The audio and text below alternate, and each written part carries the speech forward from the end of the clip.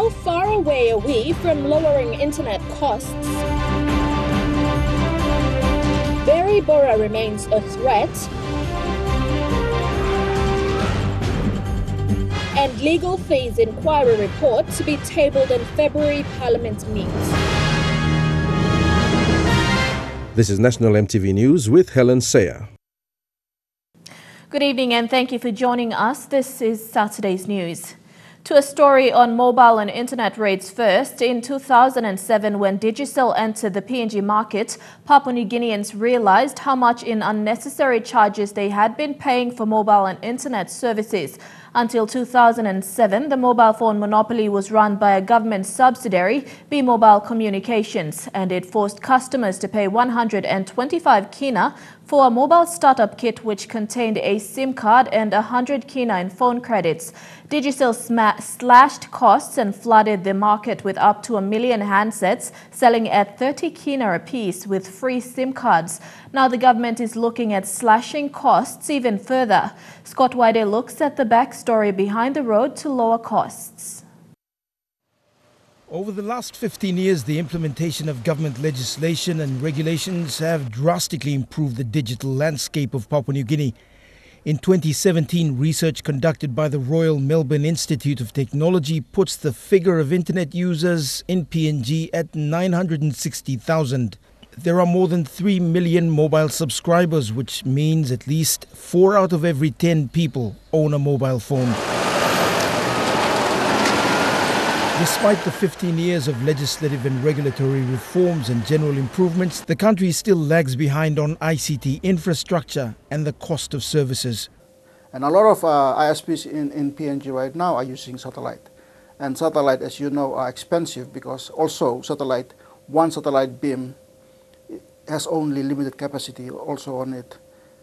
For example, a geostationary satellite, one satellite beam can give you at least 150 megabits. And that's limited. And because of limited supply, the prices goes high. Statistically speaking, Papua New Guineans continue to pay among the highest in terms of mobile data rates in the Asia-Pacific region. 3 of PNG's mobile service providers, Digicel, B Mobile, Vodafone and Telecom, are placed among the 6 most expensive mobile service providers in the Asia-Pacific. Our closest neighbors, Indonesia, Fiji and Australia, are among the 6 countries with the lowest rates. As soon as we have cheaper internet, a lot of emerging SMEs will come up and start being creative on how to develop mobile applications, how to create those products that we can actually offset. Since the entry of new competition 10 years ago, Telecom has recovered slowly. In the last 5 years, steady improvements have been made to their network.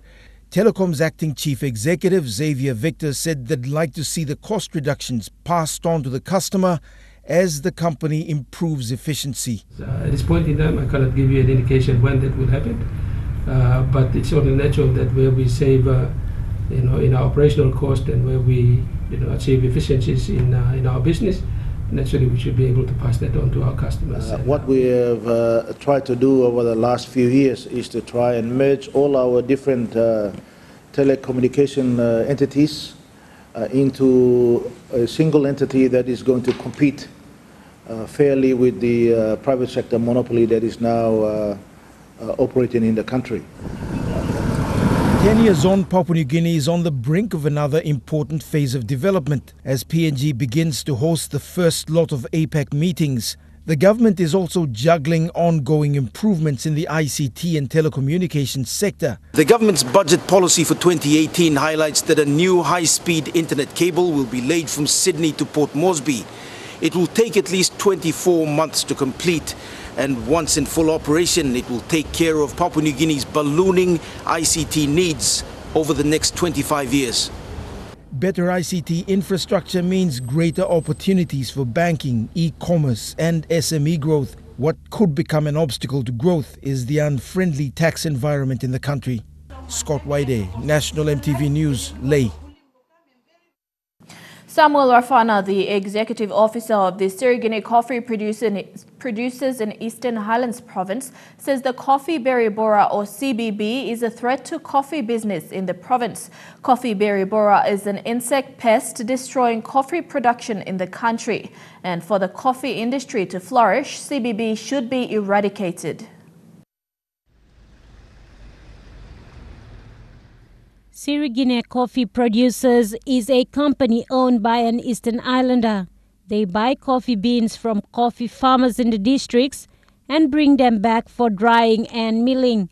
The company tests the beans to make sure it meets the export requirements or qualities before it is sold overseas. However, they also sell their products locally in supermarkets across PNG.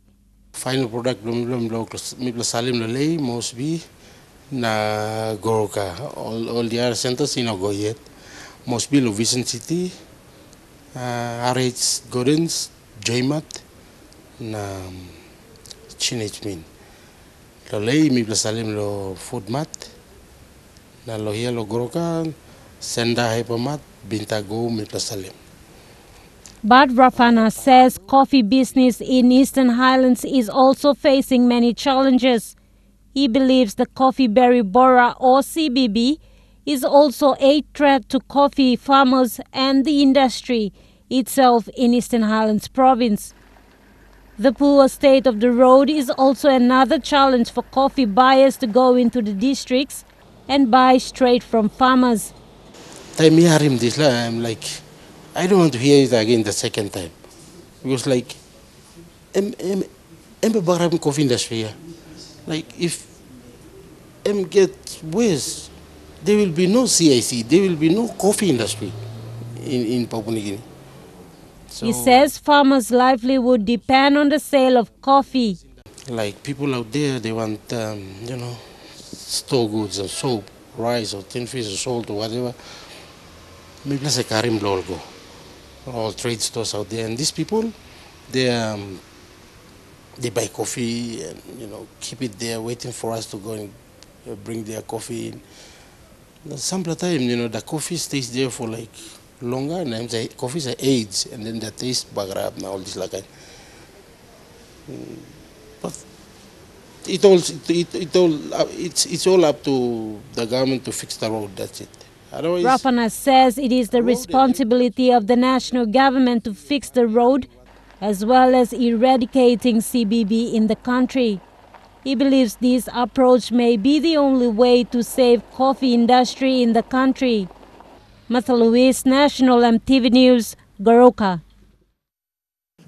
Prime Minister Peter O'Neill will be tabling the legal fee inquiry in the February 2018 Parliament sitting. Also, more discussions will be focused on the ICAC. The Prime Minister made this statement following the Supreme Court's decision in dismissing the warrant of arrest. I want to inform the country that I will be tabling that in Parliament in February next year. Also, I want to say that we will be, of course, looking at the discussions around ICAC. Now that all these issues are behind us, we have got the clearance to go ahead and properly debate these issues so that our country can benefit from some of these legislations that we are going to pass. As I said, this has done a great damage to the nation. It has cost millions of kina in the process of legal process, personally and of course to the state. And of course our country's name has been dragged through the mud. After 4 years of court, the Prime Minister says the legislative agenda for 2018 is focused on development. Certainly we want to know who has personally benefited from these particular contracts that were given to these law firms. Some of the lawyers and some of the leaders who continue to portray that they are so-called do-gooders in the country are the worst culprits in this saga. In the meantime, the Prime Minister has called for responsible reporting by media organizations. And in particular, like media outlets like ABC, continuously for the last 3.5 years, without due care for the legal process that is taking place in the country, continues to try and portray an image of our country in a bad light. And of course, This is a demonstration of people who have got vested interest about Papua New Guinea and, of course, the leaders. I give credit to all the media outlets who have demonstrated professionalism in this debate. Fabian Hakelitz, National EMTV News. You're at Saturday's News. We'll be back with more local stories shortly. Don't go away.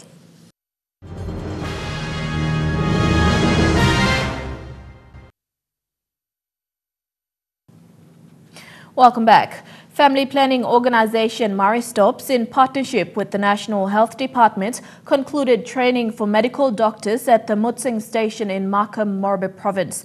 5 doctors from around the country were trained to perform birth control procedures in rural areas. This will allow women in rural areas to have access to this service. These 5 doctors have now been trained to perform tubal ligation procedures on women in rural areas. Tubal ligation is a permanent form of birth control. If a woman, like if she has got enough children and if she doesn't want to get pregnant again, I mean, one of the only way we can stop her from getting pregnant permanently is by doing a tubal ligation. This is the 3rd Marie Stopes tubal ligation training to be held in the country in partnership with the National Department of Health.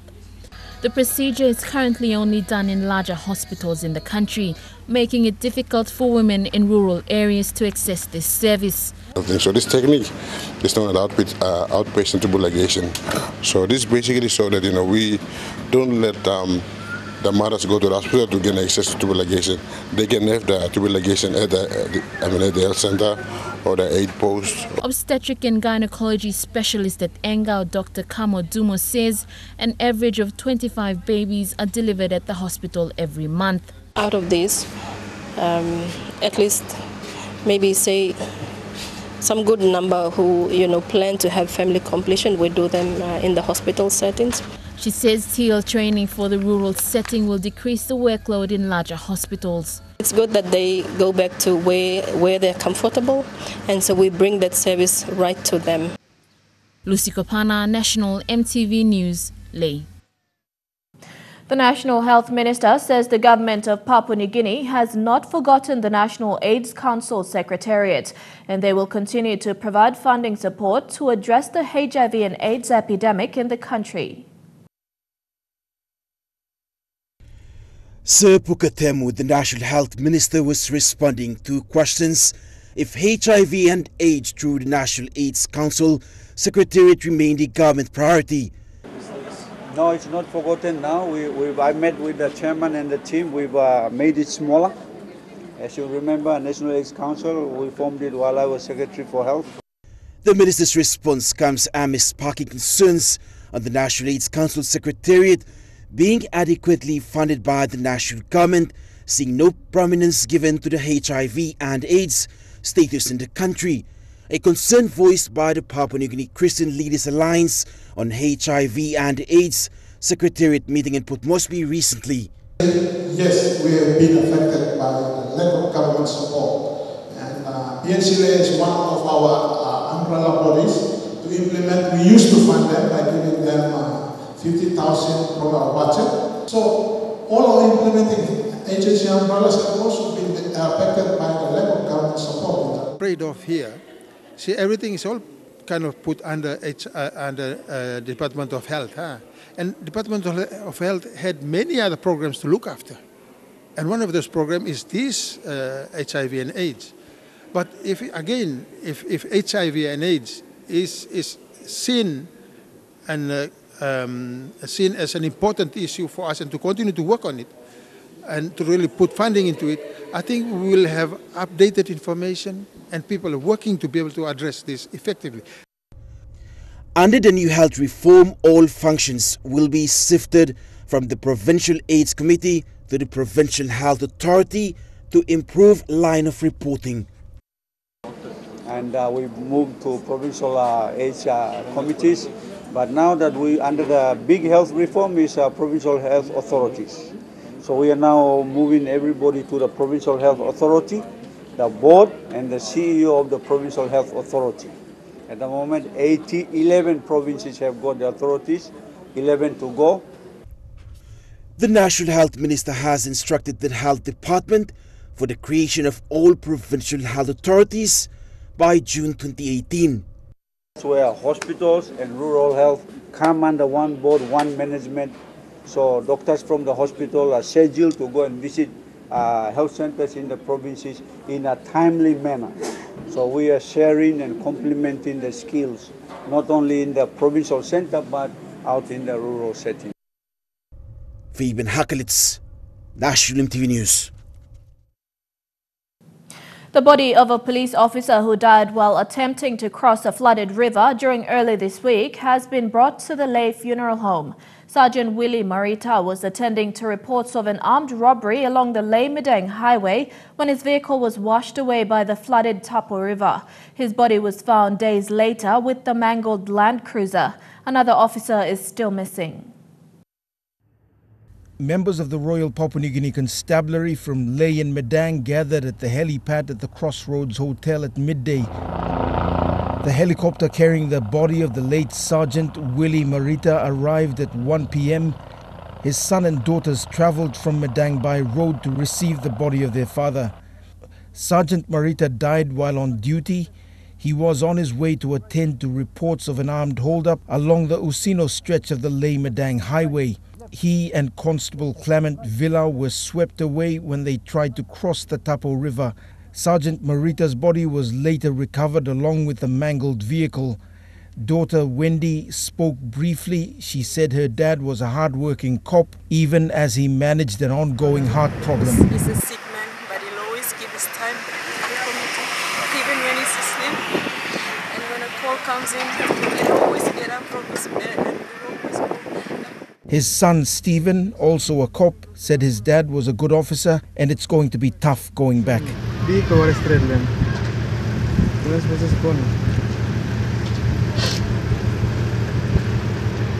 Locals are still continuing the search for Constable Clement Villau.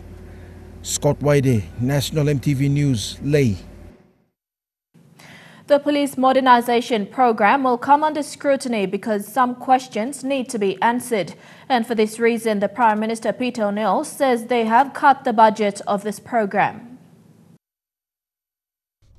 Check and balance will be conducted in the police modernization program. Because some questions need to be answered about how the program is going, whether we are achieving the targets of housing and the police housing and modernizing all our police stations around the country and equipping them properly. Is it happening properly or not? In fact, we spend hundreds of millions of kina in that project. The Prime Minister clarified police budget in some areas was cut, including other priority areas like health and education, because of the global economic growth.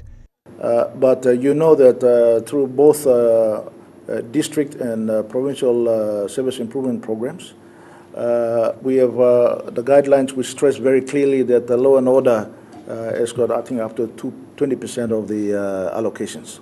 So the funding is still there, but it's been prioritized through districts and other programs that we have throughout the law and order sector. So, while law and order remains a priority for the country, the Prime Minister says they are managing the available resources and they will reallocate funds to improve this key priority area.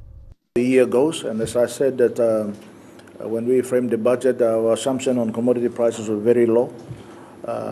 Today's prices are much higher than that.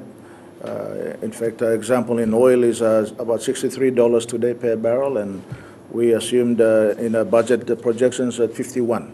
If we continue to maintain that kind of pricing, you will see that our revenue projections will be much better. So it is something that those sectors that we have, every sector needs money. That's a fact, and they need increased money: health, education, law and order, infrastructure. But as the revenue improves in our economy and our country, we will certainly be reallocating those funds to those key priority areas. Fabian Hakelitz, National EMTV News. There's lack of support given to the PNG Fire Service to effectively carry out its duties. Intergovernment Relations Minister Kevin Isifu says more funding has to be injected for the country's fire service to expand throughout the nation.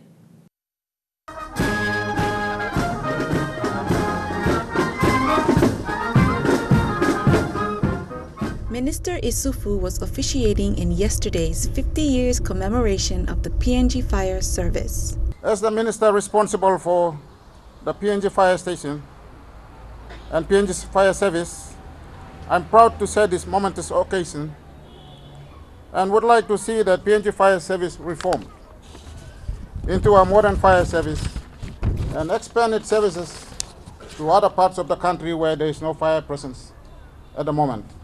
Sir Bob Dadai acknowledged the great services of our ex-servicemen.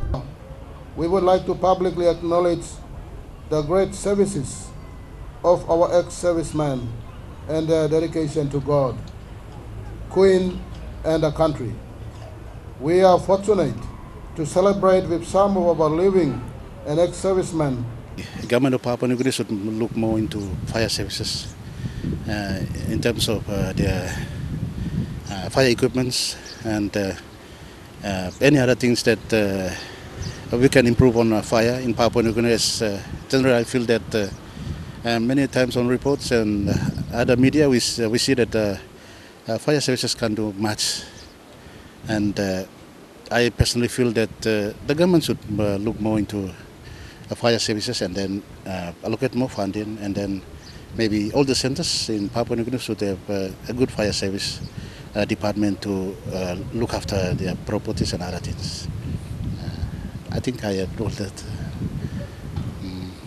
Apart from there, no other things, but that's all I can say. Thank you. Only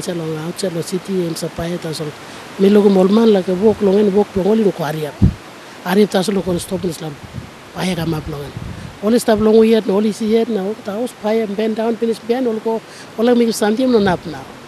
Now the house and pie 19 and go 19 now. Now maybe let's have a mart on this or something.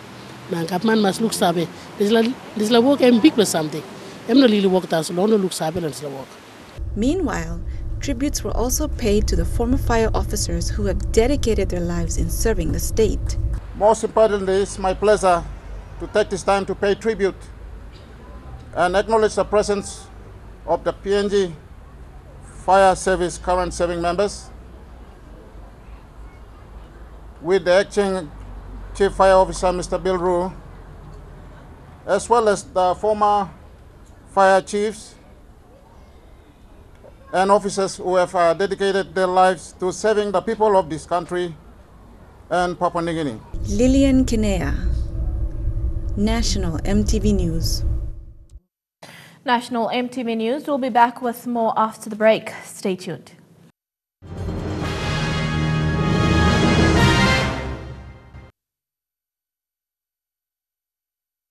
Welcome back to the news. Turning overseas, it seems to be US President Donald Trump has a generic reply that's leaving everyone begging for more of the question.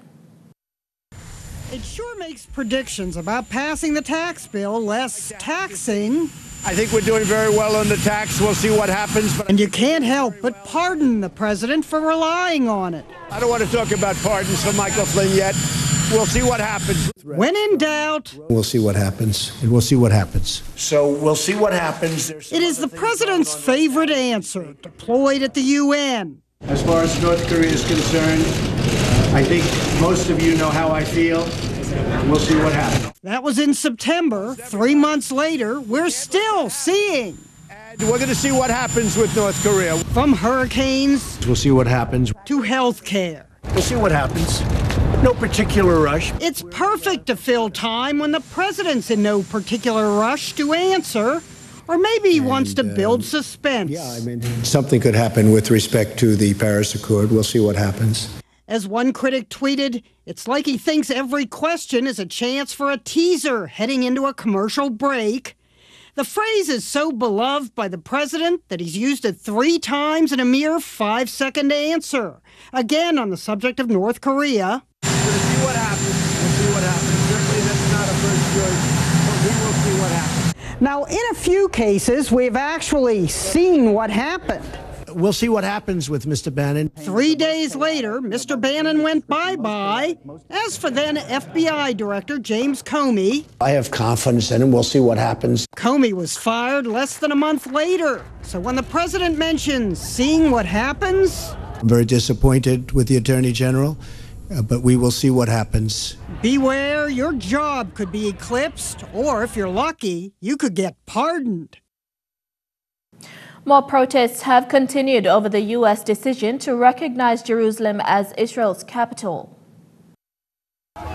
There have been growing numbers of people taking to the streets throughout the Palestinian territories, and with that comes to a growing toll of those who are wounded and those who are killed. In the Gaza Strip, there was one 29-year-old man who was shot in the scene of some of the more intense back and forth that took place between rioters and the Israeli Defense Forces. A 19-year-old university student stabbed an Israeli border policeman in the shoulder before he was shot and later died of his wounds. There is a sense that in the upcoming days and weeks ahead, things are going to become even more confrontational.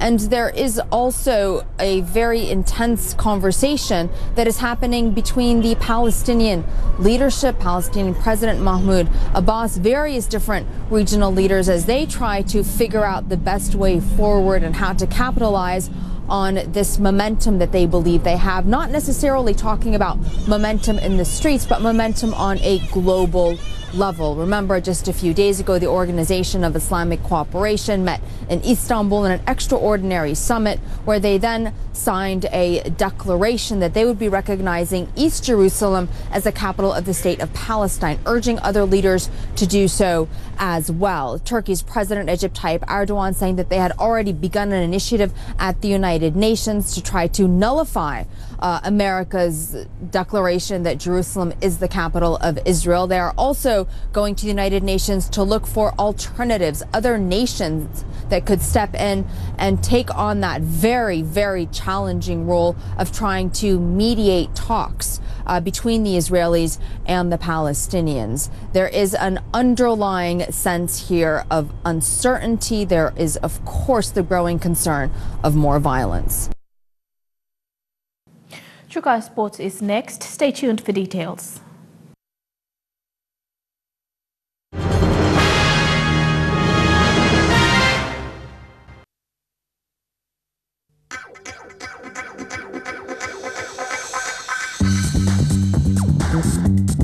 Trukai Sports.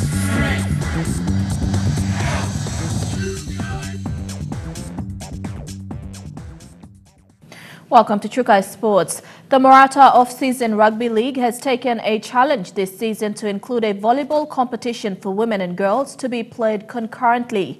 President Indi Virene says the reason for coming up with such initiative was to get men to understand gender equality and create more opportunities for women to not only become spectators but be actively involved in sporting activities.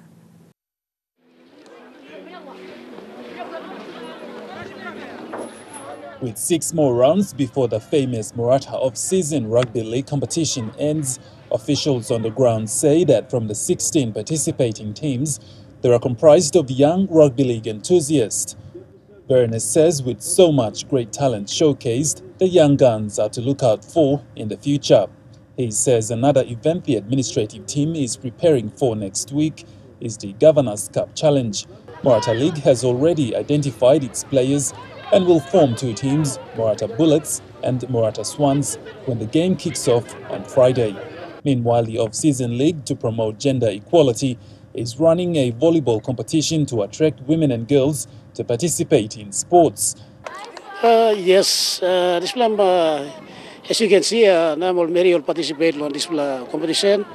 And plus, Maratha is a place which not the place in the city, but through the sports, people are changing plenty of Mary mindset blow participate in so now Mary involved. And good plan because plenty of young people Mary will nowadays so we are trying to introduce this kind of a game to them so that they can make themselves available and change their mindset and live in a positive way of thinking, and probably they have got options in life. Maybe the sports will be the options for them to move forward in life. Positive results have been produced with 70% of women in the suburbs now participating in the event. Volleyball competition, I'm current plenty of legal picnic, mama, young Mary, Marie Stopes walking Nogar walk now, Siranadi, Naslaka number. Most of them now they are here playing and participating, enjoying their time over the weekend, and so far we have mostly about 80% of the 80 to 70% of all the women, all the girls in the suburb, they're taking part in the competition. So it's so great. We see the studies, it's so great here. Godwin Eki, National, EMTV Sports. The genesis of state of origin originates in the autonomous region of Bougainville, with the first match played at Torquay following Australia's victory in the World War II. And local MP Timothy Messiu says he will work together with the Bougainville Rugby Football League and the Papua New Guinea Sports Foundation to erect a monument to preserve the world history of rugby league. Rugby league has been a popular sporting code since the good golden days of the Dan Solomons. But the history of rugby league codes still and will forever remain with Bougainville because Bougainville hosted the first state of origin. According to website www.bougainville24.com, the genesis of state of origin rugby league lies in a muddy battle between Australian troops in the jungles of Bougainville in 1945.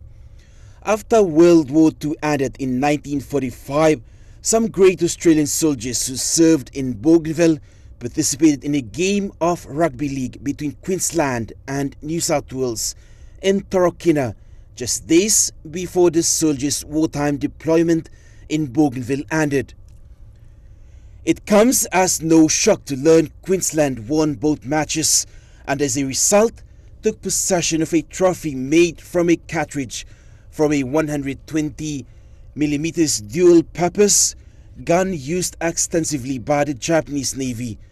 The modern state of origin format officially began in 1982 and the crowd still roar with excitement, yet few know about the game's Bougainville connection. The very first state of origin in rugby league was played in my electorate in Torquay, when the Australian forces, when the Australian army people waiting for their ship to get back to Australia, they decided to play a game of rugby league. So they divided the Queenslanders to one side and the New South Wales men to the other side, so they had the first state of origin there. So there's a big potential of tourism in Torquay itself. Torquay is also Masi is said to work in close consultation with the Bougainville Rugby Football League and the Papua New Guinea Sports Foundation to make Torquay a historical place. That's something that we have to discuss, something that it's in the pipeline. We have to discuss so that we can do that. I really need to touch base. I've already spoken to the CEO of PNG Sports Foundation, Mr. Peter Chamanidi Jr., on that issue, and we are working on that. The Bougainville Rugby Football League in appreciation will erect a monument in Torquay to mark this special event in the history of sports that will also become a tourism attraction site. The place that has been played, and to be honest, I believe these people will be flooding to Torquay to see the place, and it's going to be a historical place. These people leave a legacy. Now we got to live on. A couple of these players are also from Torquay. Just got them in. They played a couple of minutes and then they go south. Some of them are still there or they're dead. But that is where state of origin starts. So we need to embrace that. We need to embrace it. And as the new board of Bougainville Rugby League, we are focusing around that area, try to get rugby league as the marketing place for tourism. Very busy and very interesting year, and under my new leadership and management, hopefully I can do my best to promote the game and get everyone back interested to book a rugby league. And I just urge everyone else, to support us. Fabian Hakelitz, National EMTV Sports. You're watching Chukai Sports. More stories when we come back.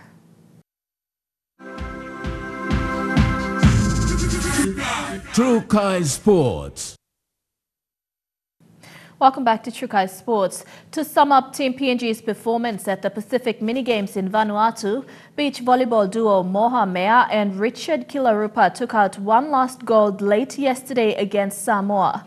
After their recent successful stint in Australia, the Mea and Kilarupa maintained that same momentum heading into the Mini-Games. And after beating Tonga semi-final earlier yesterday, the PNG duo faced Tonga in what became their gold medal-winning performance. Losing the first set jolted them into action as they responded strongly in the second set, beating Tonga 21-19. They went on to bring home the final set, beating Tonga 2-1. This performance shows promise for the Commonwealth Games come March. 5 gold medals on the final day of competition concluded Team PNG's participation at the 10th Pacific Mini-Games in Port Vila, Vanuatu. PNG took out 17 gold medals to add to its final tally, while table leaders New Caledonia second with 9 and Fiji with 7. Overall, New Caledonia topped the medal tally with 47 gold, PNG second with 31, and Fiji finished third with 23 gold medals. The final day of the track and field competitions yesterday was strengthened by miserable weather conditions, but Team PNG stood tall and delivered some outstanding results. High-flying Peniel Richard paved the way with the national record of 15.45 meters in the triple jump to claim the first gold medal of the day. Richard's performance was followed by a superb victory of the PNG men's 4x400 meter relay team. That included veterans Nelson Stone and Moen Boino. Benjamin Aliel ran the first leg and handed to Nelson Stone, who did well to hold PNG in second behind Fiji, before a splendid third leg by Boino narrowed the gap before a grandstand finish by Ephraim Lakin to bring home the gold. Meanwhile, long-distance runner Poro Gaekave and Jenny Albert won gold and silver in the 1500 meters, along with Martin Orovo, grabbing his second silver medal in the men's 1500 meter race. PNG went top and tail again with Nazmi Lee Marai and Teo Penyao settling for silver in the men's 200 meter final. In the women's 100 meter hurdles, PNG's Adrian Monagi won gold, leaving New Caledonia's Janet Wakapo with a silver medal in the two-person race. Despite the 17 medals collected yesterday, PNG maintained second placing on the medal tally with 31 gold, 27 silver, 21 bronze and a total of 79 medals. Fiji locked in on third spot with 23 gold, 24 silver and 18 bronze with a total of 65 medals. However, New Caledonia is most likely to take out the 2017 Games title of PNG with a whopping 47 gold, 15 silver and bronze with a total of 77 medals. The closing ceremony of the Pacific Mini-Games is expected to commence later tonight. Shane Saroya, National EMTV Sports. And that ends Chukai Sports. Weather details up next. Chukai Sports.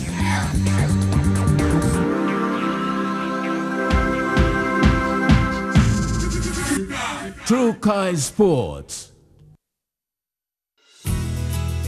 The weather details are proudly brought to you by Dulux Weather Shield. Worth doing with Dulux.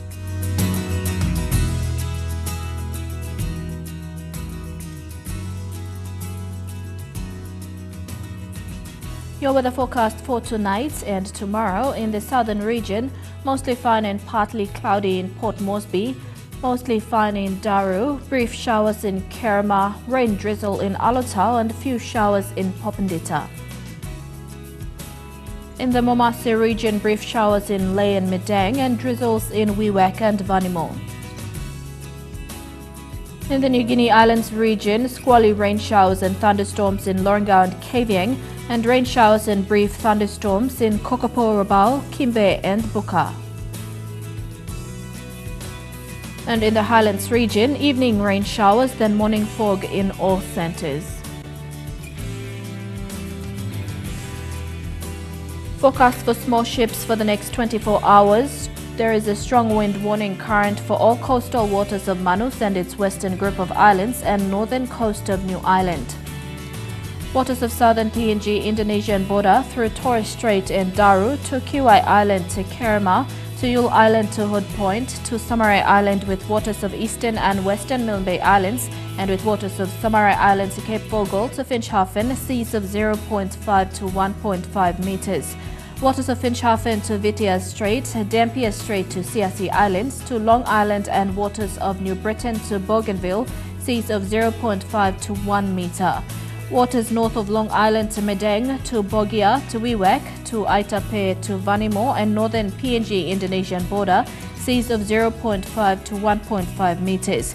And waters of Manus and its western group of islands, and with waters of New Island, seas of 2.5 to 3 meters.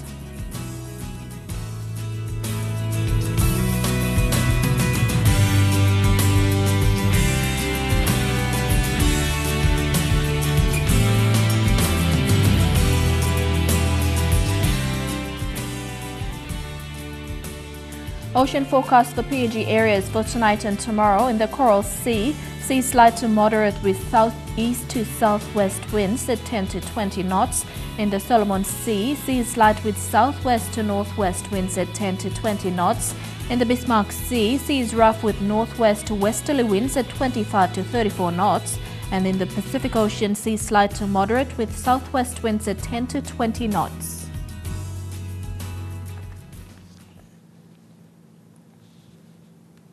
The weather details are proudly brought to you by Dulux Weather Shield. Worth doing with Dulux. And that's the news for today, Saturday the 16th of November 2017, December 2017. On behalf of the entire EMTV News crew, pleasant viewing. Good night.